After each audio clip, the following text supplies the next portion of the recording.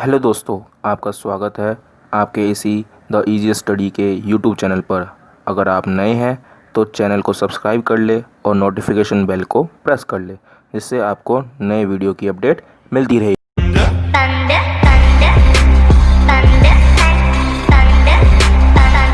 तो हेलो दोस्तों, आज की इस वीडियो में हम बात करेंगे अर्थक्वेक इंजीनियरिंग के important topic codal provision of Indian standard 4326 और देखते हैं क्या क्या गिवन है कोडल प्रोविज़न में। तो चलिए वीडियो को स्टार्ट करते हैं। तो ये है कोडल प्रोविज़न का क्वेश्चन। ऐसा ही क्वेश्चन आपके एग्जाम में आ सकता है। Discuss codal provision for Indian standard 4326 in detail and also explain concept of steel plate wall, explain in detail. तो कोडल प्रोविज़न जो है उसका आंसर है various codal provision of IS 4326 2013 regarding material selection, design and construction of earthquake resisting building are as follow. ये जो हम Indian standard 4326 2013 use करते हैं, किस लिए हम यूज़ करते हैं इसको? अर्थक्वेक रेजिस्टिंग बिल्डिंग को कंस्ट्रक्ट करने के लिए, जिससे क्या होता है कि मटेरियल सिलेक्शन हो, जिससे हमारी बिल्डिंग की डिज़ाइन एंड कंस्ट्रक्शन ड्यूरेबिलिटी वाली हो और अर्थक्वेक रेजिस्ट हो बिल्डिंग। मेन पर्पस है इसका कोडल प्रोविज़न इसलिए बनाया गया है कि इस अर्थक्वेक रेजिस्टिंग बिल्डिंग हम कंस्ट्रक्ट कर सकें। तो इसके 5 कीज स्पेसिफिकेशन हाइलाइट्स हैं: masonry units, motors, wall, masonry bond and last opening in wall. तो इन्हीं के बारे में हम इसमें डिस्क्राइब करेंगे इस वीडियो में। जैसे कि आप देख सकते हो, फर्स्ट है masonry unit. For earthquake resisting building well burn brick IS 1077 and solid concrete blocks IS 2185 having crushing strength not less than 3.5 megapascal should be used. जो हम अर्थक्वेक रेजिस्टिंग बिल्डिंग बनाने के लिए जो हम वेल बर्न्ड ब्रिक लेंगे वो Indian standard 1077 से कंफर्म होनी चाहिए। सॉलिड कंक्रीट ब्लॉक लेंगे वो भी IS 2185 से कंफर्म्ड होनी चाहिए, जो कि उसके रिगार्डिंग बननी चाहिए, IS इंडियन स्टैंडर्ड के रिगार्डिंग, जिसकी क्रशिंग वैल्यू जो है, क्रशिंग स्ट्रेंथ जो है वो लेस ना हो पाए 3.5 मेगापास्कल से 3.5। ओके, तो हम उस ब्रिक्स का और कंक्रीट ब्लॉक का यूज़ करेंगे in the earthquake resisting building के अंदर। सेकेंड क्या है? Stone block masonry, squared stone masonry as per IS 1597 part 2 1992 में भी ऑल्सो भी यूज्ड। हम स्टोन ब्लॉक मेजनरी या स्क्वायर्ड स्टोन मेजनरी का भी यूज़ कर सकते हैं किस इंडियन स्टैंडर्ड पे 1597 पार्ट 2 1992 के हिसाब से। तो उसके रिगार्डिंग जो भी स्टोन मेजनरी है या ब्लॉक मेजनरी है, हम अर्थक्वेक रेजिस्टिंग बिल्डिंग बनाने के लिए यूज़ करेंगे। Second one, motor. मोटार जो है, since tensile and shear strength are important for earthquake resisting, use of mud और very weak mortar is not suitable. जो हमारा टेंसाइल एंड शेयर स्ट्रेंथ है वो बहुत इंपॉर्टेंट रोल निभाता है अर्थक्वेक रेजिस्टेंस बिल्डिंग कंस्ट्रक्ट करने में। तो अगर हम मड का या वेरी वीक मोटार का यूज़ नहीं कर सकते इस कंस्ट्रक्शन में, तो अब mortar mix cement sand ratio is 1:6 by volume at least should be used. कम से कम हमारा 1:6 का सीमेंट सैंड मोटार हमारा मिक्स होगा, देन हम कंस्ट्रक्शन बिल्डिंग में उसका यूज़ कर सकते हैं। सेकेंड क्या है? Where steel reinforcing bars are provided in masonry. हम स्टील रिइंफोर्सिंग बार्स प्रोवाइड कर सकते हैं मेजनरी के अंदर। The bar shall have proper cover in cement sand motor. जो हमारा बार होगा वो बिल्कुल ही प्रॉपर कवर होगा, क्योंकि वाटर और एयर के कॉन्टैक्ट में आते ही बार कोरोड हो जाएगा, जिससे हमारी अर्थक्वेक रेजिस्टिंग बिल्डिंग नहीं बन पाएगी। तो और सीमेंट सैंड से कवर्ड रहेगा, जो कि 1:3 का मिक्स, कम से कम इतना मिक्स होना चाहिए।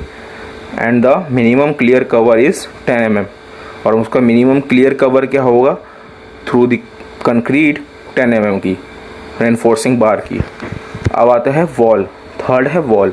The thickness of load bearing wall should not be less than 190 mm and wall length should not be greater than 15 metre.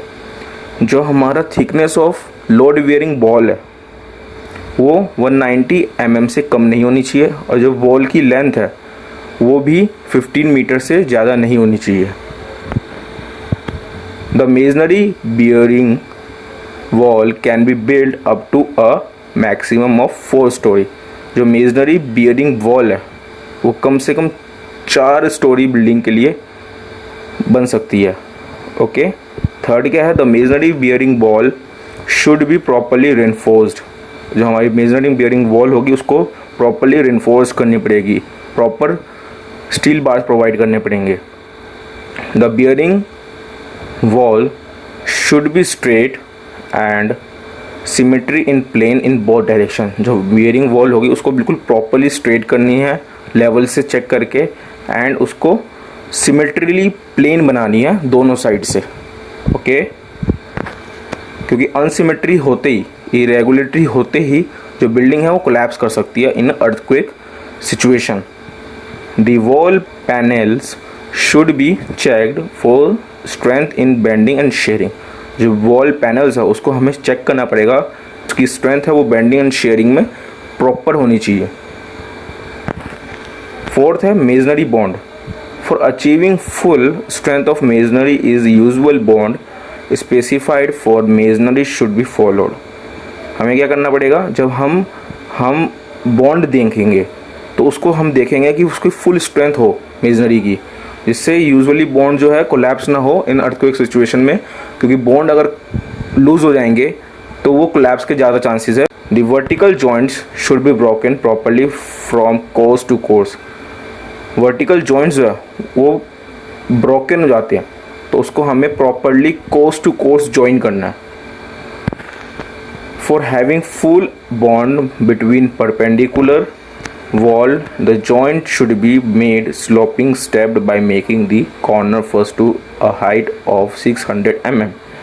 जो हमारी कॉर्नर है, जैसे कि perpendicular having full bond between perpendicular wall की जो जॉइंट्स है वो स्लोपिंग होनी चाहिए first to height, the corner की हाइट 600 mm होनी चाहिए, and the building the wall in between them.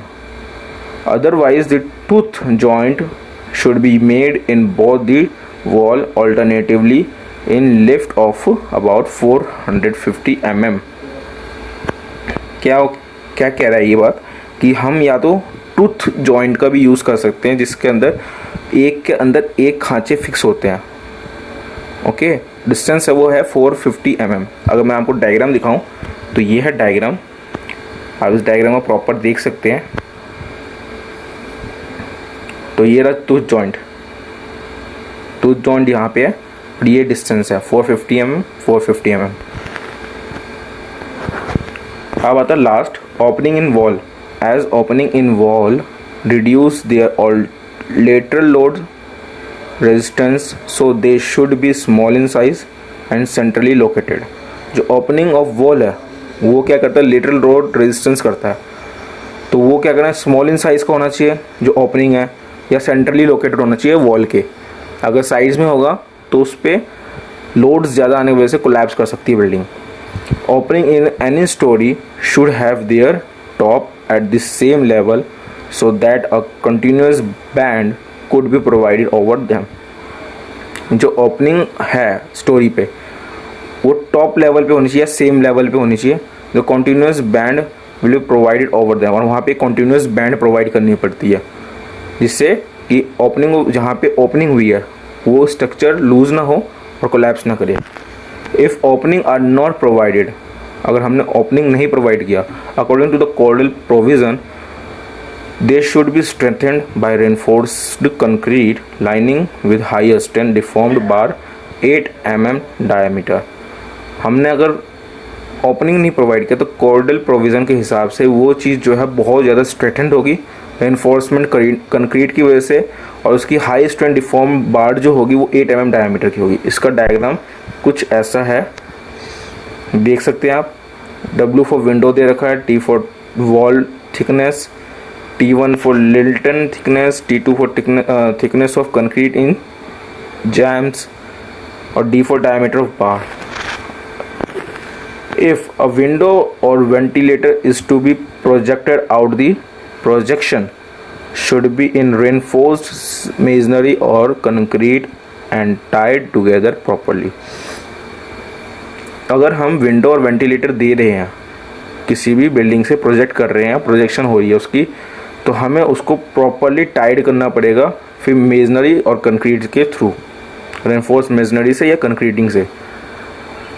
Use of arches over the opening should be avoided if arches are provided, then steel tied should be provided। अगर हम arches provide कर रहे हैं, opening of वो जहाँ पे भी हम ओपनिंग दे रहे हैं उसके ऊपर हम आर्चेस प्रोवाइड कर रहे हैं, तो हमें उसको भी प्रोवाइड करना पड़ेगा, और स्टील टाइड करनी पड़ेगी वहाँ पे, जिससे जब हमारा कंस्ट्रक्शन हो वहाँ पे कोई भी वॉइड्स ना हो, और वॉइड्स रहेगा तो अर्थक्वेक के टाइम पर कोलैप्स करने की ज़्यादा चांसेस होते हैं, इसलिए वॉइड्स ना रहे, इसलिए हम वहाँ पे स्टील बार्स या स्टील टाइड्स कर सकते हैं।